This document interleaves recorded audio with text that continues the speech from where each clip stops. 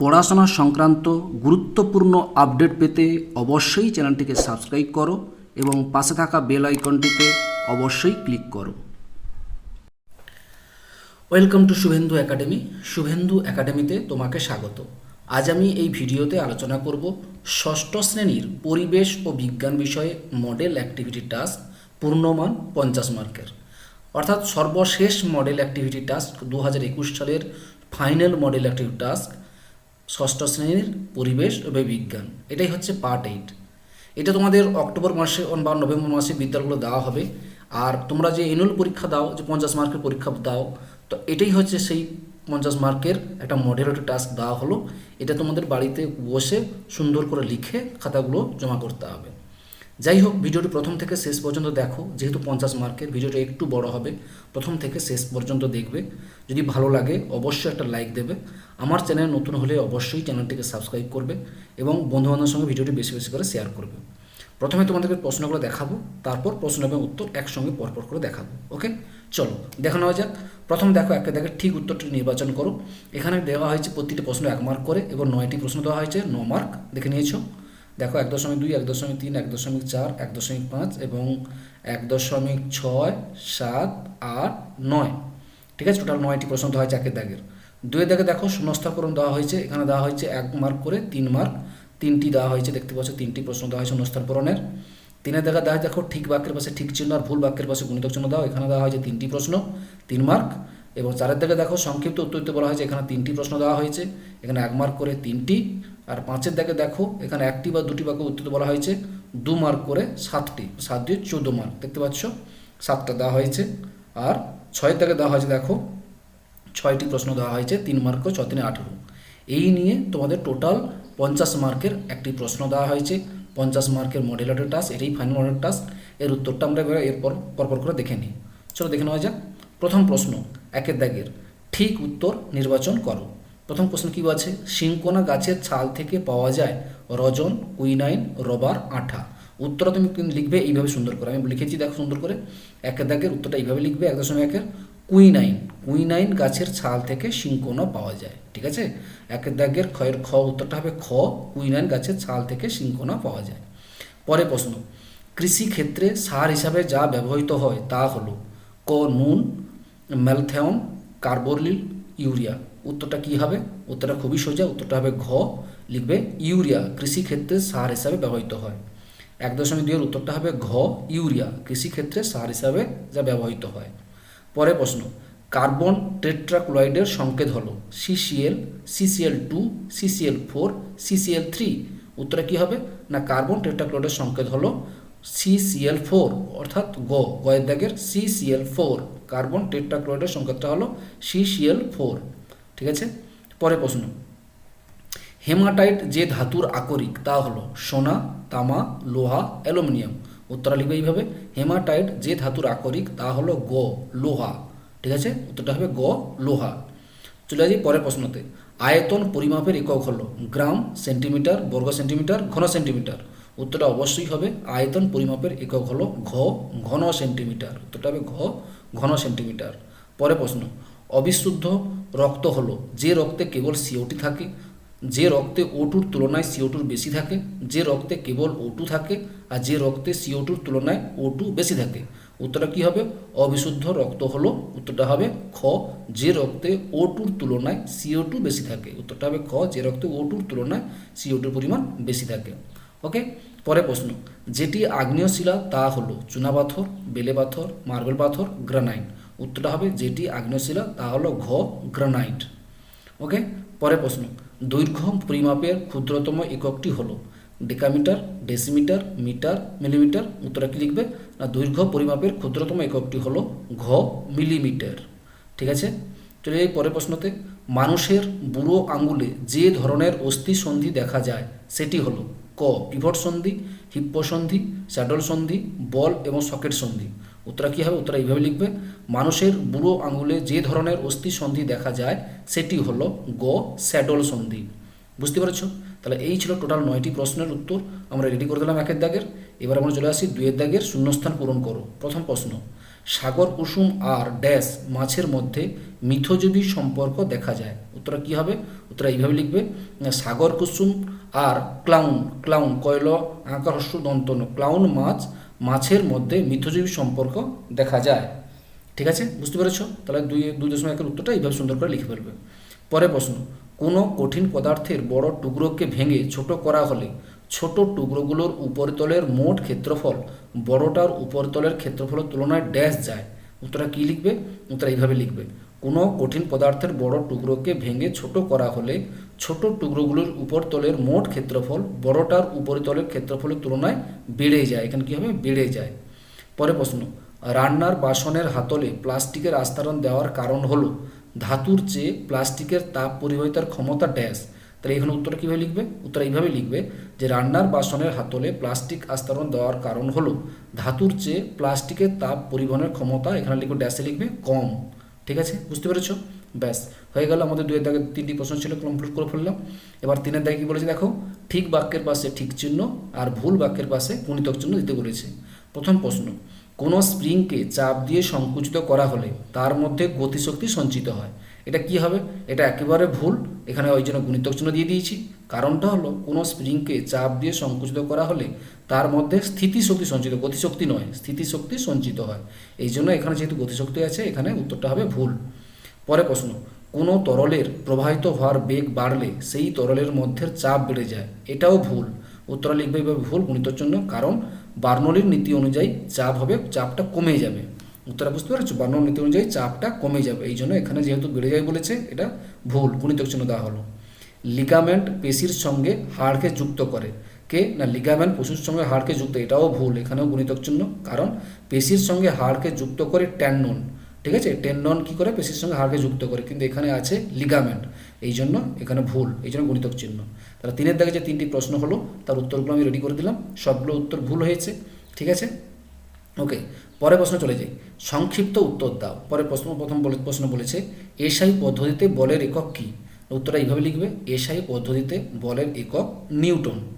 পরের প্রশ্ন, জলের গভীরে গেলে তরলের চাপ কিভাবে পরিবর্তিত হয়? উত্তর কীভাবে লিখবে? দেখো, তরলের চাপ তরলের গভীরতার সাথে সমানুপাতিক, অর্থাৎ যত গভীরে গেলে চাপ তত বাড়বে। বুঝতে পেরেছ? তো 4.2 উত্তরটা এইভাবে লিখবে। পরে প্রশ্ন, মানবদেহের কোথায় অচল সন্ধি দেখা যায়? মানবদেহের কোথায় অচল অস্থি সন্ধি দেখা যায়? উত্তর কী লিখবে? না মানবদেহের মাথার করটিতে অচল অস্থি সন্ধি দেখা যায়। ঠিক আছে, তা 4 দাগে যে 3টি প্রশ্ন ছিল সেটা কমপ্লিট হয়ে গেল। এবার চলে আসি 5 দাগে, কী বলেছে? 1টি বা 2টি বাক্যে উত্তর দাও। প্রথম প্রশ্ন কী বলেছে দেখো, বিভিন্ন প্রাণীদের থেকে জামা কাপড় তৈরির উপাদান পাওয়া যায়, উদাহরণ সাহায্যে ব্যাখ্যা করো। দেখো, উত্তর এইভাবে লিখবে, বর্তমানে বিভিন্ন প্রাণীর দেহের অংশ দিয়ে খুব দামি দামি পোশাক তৈরি হয়। সিল্কের উন্নত মানের বস্ত্র, শীতের দিনে ব্যবহার করা হয় গরম পোশাক, কিংবা চামড়ার জ্যাকেট বর্তমানে তৈরি হয় কোনো না কোনো প্রাণীর দেহের অংশ থেকে। নিচের ছকে বিভিন্ন প্রাণীদের থেকে জামা কাপড় তৈরির উপাদানের একটা তালিকা দেওয়া হলো। দেখো, তালিকা এইভাবে তালিকা তৈরি করবে, জামা কাপড় তৈরির উপাদান, আর এদিকে লিখবে প্রাণীজ উৎস। 1 নম্বর, রেশম বা সিল্ক, এটা কি হয় না রেশম মদ বা কোকুন বা গুটি থেকে এই রেশম মদ তৈরি করা হয়। পশম বা উল, এটা কোথা থেকে আসে না ভেড়া, ছাগল ও খরগোশের থেকে পশমটা আসে। চামড়া বা লেদার, এটা কোথা থেকে আসে না গরু, মোষ, ছাগল, ভেড়া ইত্যাদি চামড়া থেকে চামড়া বা লেদার আসে।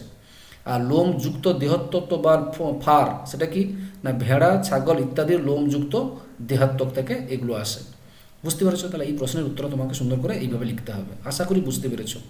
পরে প্রশ্ন, জল ও বালির মিশ্রণ থেকে কি কি উপায়ে বালিকে পৃথক করা যায়? তো এই উত্তর কীভাবে লিখবে? দেখো, জল ও বালির মিশ্রণ থেকে যে যে উপায়ে বালিকে পৃথক করা যায় সেগুলো হলো ক পরিস্রবণ, এই প্রক্রিয়াতে ফিল্টার কাগজের সাহায্যে জল ও বালির দ্রবণ থেকে বালিকে ছেঁকে নেওয়া হয়। তারপর থিতানো, বালি ও জলের দ্রবণকে কিছুক্ষণ রেখে দিলে বালি জলের নিচে থিতিয়ে পড়ে, এবারের উপরে উপরে পরিষ্কার জল ঢেলে নেওয়া যায়, এক্ষেত্রে বালিকে সম্পূর্ণরূপে পৃথক করা যায়। এছাড়াও কাপড়ের সাহায্যে ছেঁকে বালিকে জল থেকে আলাদা করা যায়। আশা করি বুঝতে পেরেছ, কোনো সমস্যা নেই। ঠিক আছে, এইভাবে তাহলে এই প্রশ্নের উত্তর নিশ্চয়ই বুঝতে পেরেছ। এবার চলে আসি পরের প্রশ্ন। দেখো কি বলেছে, দেখো 0.09 বর্গমিটার ক্ষেত্রফলের 90 নিউটন বল প্রযুক্ত হলে যে পরিমাণ চাপ সৃষ্টি হবে তা নির্ণয় করো। তাহলে দেখো এখানে কি দেওয়া আছে, আমরা চাপ সৃষ্টি করতে পারবো। চাপের সূত্র বলে যে আমরা জানি চাপ সমান বল ভাজিত ক্ষেত্রফল। এখানে চাপ অর্থাৎ চাপ সমান কত হবে, বল বলা আছে কত, বল বলা আছে 90 নিউটন বল বলা আছে, তাহলে 90 ভাজিত ক্ষেত্রফল বলা আছে 0.09 নিউটন পার বর্গমিটার। এবার দেখো দশমিক যদি তুলে দিই, এবার 9 কেটে গেলে দিয়ে এখানে হয়ে যাচ্ছে কত 1000 নিউটন পার বর্গমিটার। তার চাপ কত হলো 1000 নিউটন পার বর্গমিটার। তাহলে 5.3 উত্তরটা নিশ্চয়ই আশা করি বুঝতে পেরে গেছে, কোনো সমস্যা নেই। চলে যাই পরের প্রশ্নতে। কি বলেছে, রক্তের কাজ কি কি? উত্তর কীভাবে লিখবে দেখো, রক্তের কাজগুলো হলো 1. অক্সিজেন ও কার্বন ডাইঅক্সাইড পরিবহন করা। 2. হরমোন, উৎসেচক, খাদ্যকণা ইত্যাদি কোষে কোষে পৌঁছে দেওয়া। 3. রক্ত তরল যোগ করা হয় বিভিন্ন অঙ্গ ও তন্ত্রের মধ্যে সমন্বয় সাধন করা। 4. রোগ জীবাণু ধ্বংস করা রক্তের শ্বেত রক্তকণিকার কাজ। বুঝতে পেরেছো? তাহলে এইভাবে সুন্দর করে এই প্রশ্নের উত্তরটা 5.4 উত্তরটা তোমাকে সুন্দর করে এইভাবে করতে হবে। আশা করি বুঝতে পেরেছো। পরের প্রশ্ন, ভোঁতা ছুরিতে সবজি কাটা শক্ত, চাপের ধারণা প্রয়োগ করে কারণ ব্যাখ্যা করতে বলো। এখানে কীভাবে করবে দেখো, ভোঁতা ছুরিতে সবজি কাটা শক্ত, এটা তো স্বাভাবিক আমরা জানি, কারণ চাপের ধারণা প্রয়োগ করে কারণটা ব্যাখ্যা করতে বলেছে। দেখো উত্তরটা এইভাবে লিখবে, ভোঁতা ছুরিতে ভোঁতা প্রান্তের ক্ষেত্রফল ধারালো ছুরির ধারালো প্রান্তের চেয়ে বেশি। আমরা জানি চাপ সমান বল ভাজিত ক্ষেত্রফল, অর্থাৎ চাপ ক্ষেত্রফলের সাথে ব্যস্তানুপাতিক।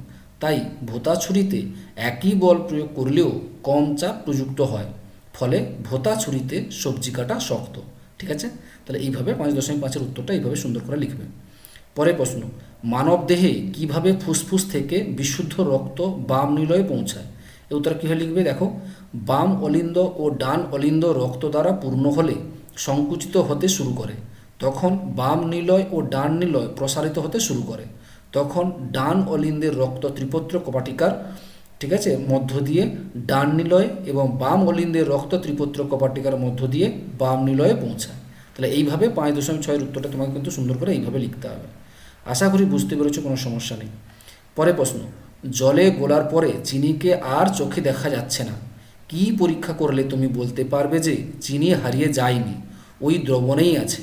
উত্তরটা কী লিখবে, উত্তরটা হচ্ছে ঊর্ধ্বপাতন বা কেলাসন। ঊর্ধ্বপাতন বা কেলাসন পরীক্ষা দ্বারা প্রমাণ করা যাবে যে জল ও চিনির দ্রবণের মধ্যেই আছে, হারিয়ে যায়নি।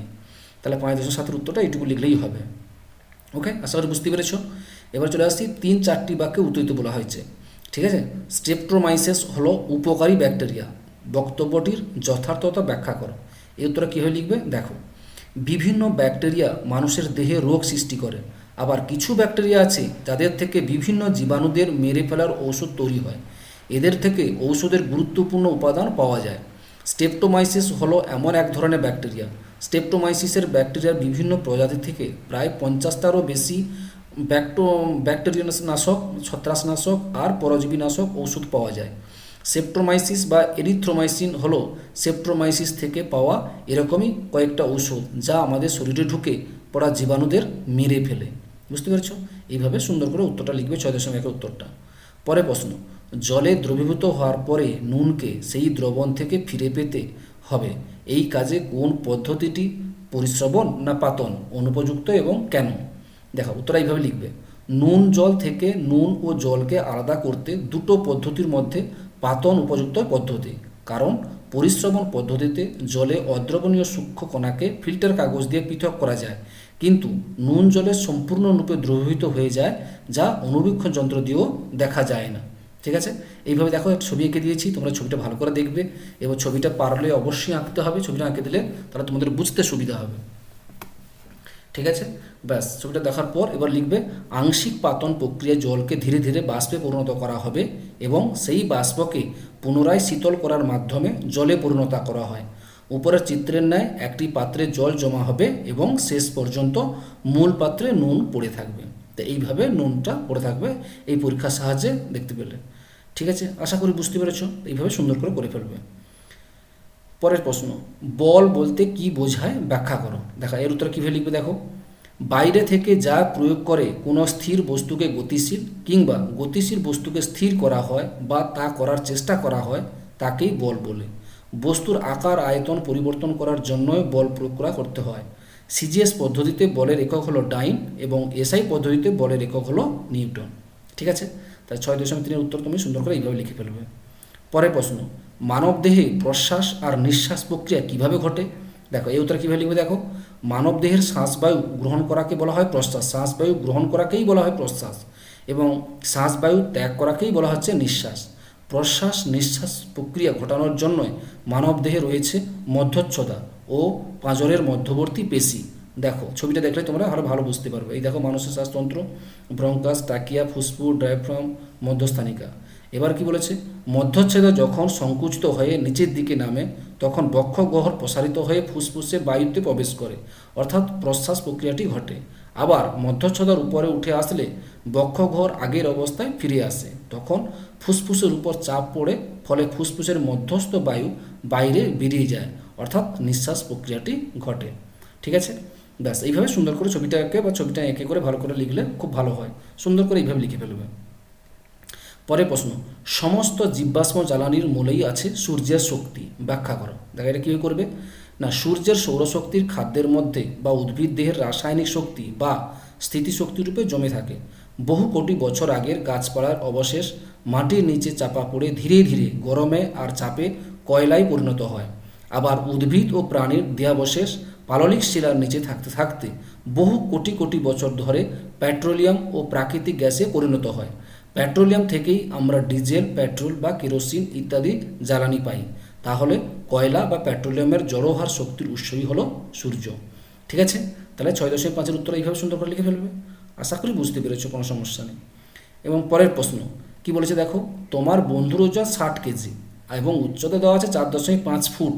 তোমার ওই বন্ধুর দেহভর সূচক নির্ণয় করো। তোমার বন্ধুর দেহভর সূচক সম্বন্ধে তোমার মতামত লেখো।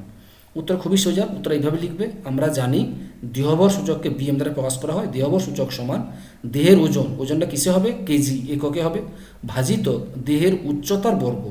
দেহের উচ্চতার বর্গ স্যার কিসে হবে, অবশ্যই বর্গমিটার এককে হবে, মিটারে নিয়ে আসতে হবে।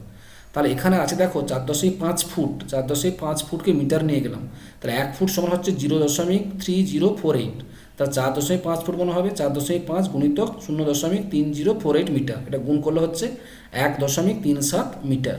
ঠিক আছে, এবারে উত্তর এইভাবে লিখবে। অতএব আমার বন্ধুর দেহভর সূচক কত হলো, এখানে হলো 60, মানে দেহের ওজন দেওয়া আছে, এই দেখো দেহের ওজন দেওয়া আছে 60 কেজি, কেজিতে বলেছে। তাহলে 60 ভাজিতক 1.37 স্কোয়ার, অর্থাৎ 60 ভাজিতক 1.37 হোল স্কোয়ার মানে হচ্ছে 1.88। এগুলো প্রায় অ্যাপ্রক্সিমেট নেওয়া হয়েছে আর কি, 1.88। তা 60কে এটা দিয়ে ভাগ করলে হচ্ছে 31.91, 31.91। তাহলে এখানে লিখতে হবে কি না, দেহভর সূচক যদি 30 থেকে 40 বা তার বেশি হলে তা মোটা হয়ে যাওয়া বা স্থূলত্বের নির্দেশ করবে। বুঝতে পেরেছো? তাহলে এইভাবে সুন্দর করে তোমাদের এই উত্তরগুলো ভালো করে করতে হবে। আশা করি ভিডিওটা তোমাদের একটু ভালো লেগেছে, এবং অবশ্যই বলবো তোমাদের এই বিষয়ে বাকি বিষয়গুলো দেখতে হলে অবশ্যই ডিসক্রিপশন লিঙ্ক দেওয়া থাকবে, সেখান থেকে তোমরা দেখে নিতে পারো। আর এই ভিডিও যদি একটু ভালো লেগে থাকে অবশ্যই একটা লাইক দেবে। আমার চ্যানেল নতুন হলে অবশ্যই চ্যানেলটিকে সাবস্ক্রাইব করবে। ভালো থাকবে, সুস্থ থাকবে, ধন্যবাদ।